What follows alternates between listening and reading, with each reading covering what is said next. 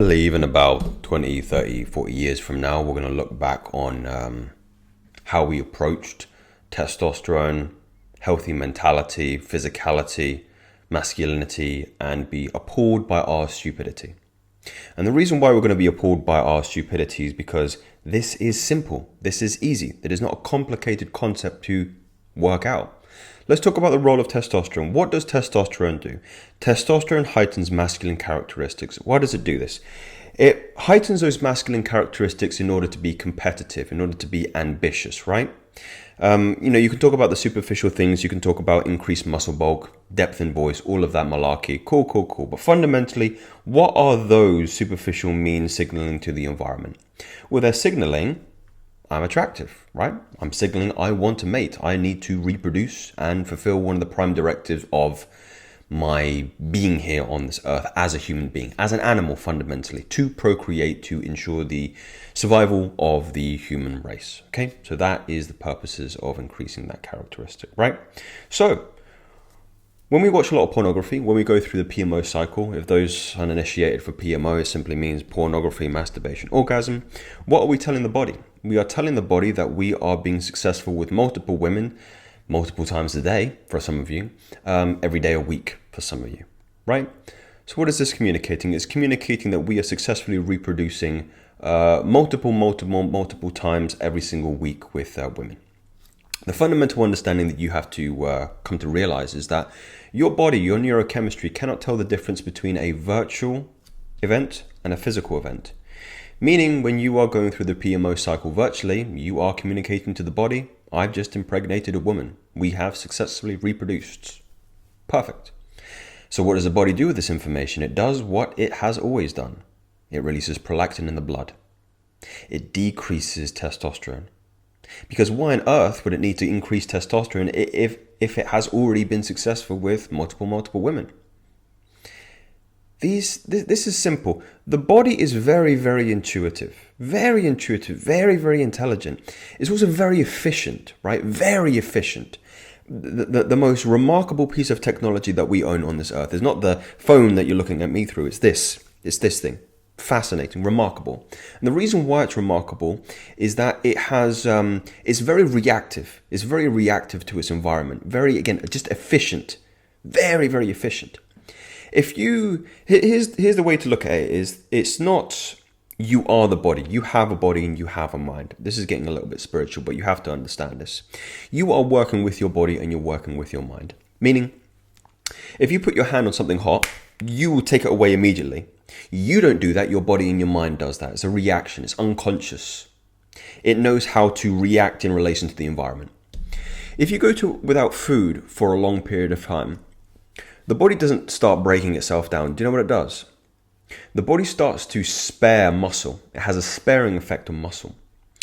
It also increases your clarity and focus. Why is fasting so synonymous with productivity, focus, and heightened cognitive ability? It starts to secrete stem cells and very interesting other cells in further and further periods of being in a fasted state. Why does it do this? Because it needs to re-up energy in order for you to get food, right? It's not just going to break down. It's going to realize, right, we're in trouble here. Let's move the resources from peristalsis, digestion, because we're not digesting anything, and the adipose tissue. Let's shunt that away to the muscles. Let's preserve them because we need those muscles in order to go and knock down that gazelle, right? Let's free up that energy for cognitive function, so we've got quicker reactions. We're more reactive to the environment, so we can find our next fuel source. Same thing if you haven't had an ejaculation in a while, right? What is that communicating to the body?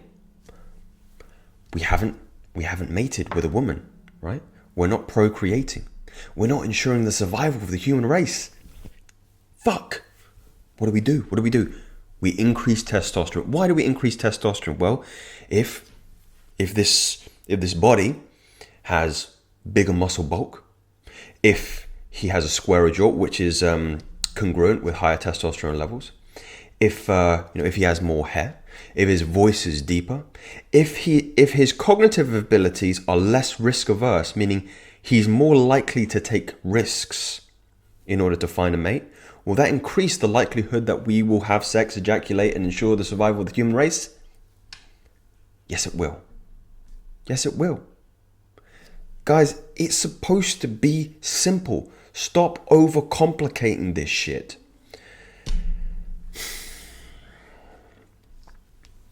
Until you understand this rationality, until you understand the theory and the fact of this truth, you will continue to fail again and again and again and again. You need to get it deep inside your brain that this is warfare. Pornography is a psyop, right? It is there to make you docile, weak, compliant, and a sheep.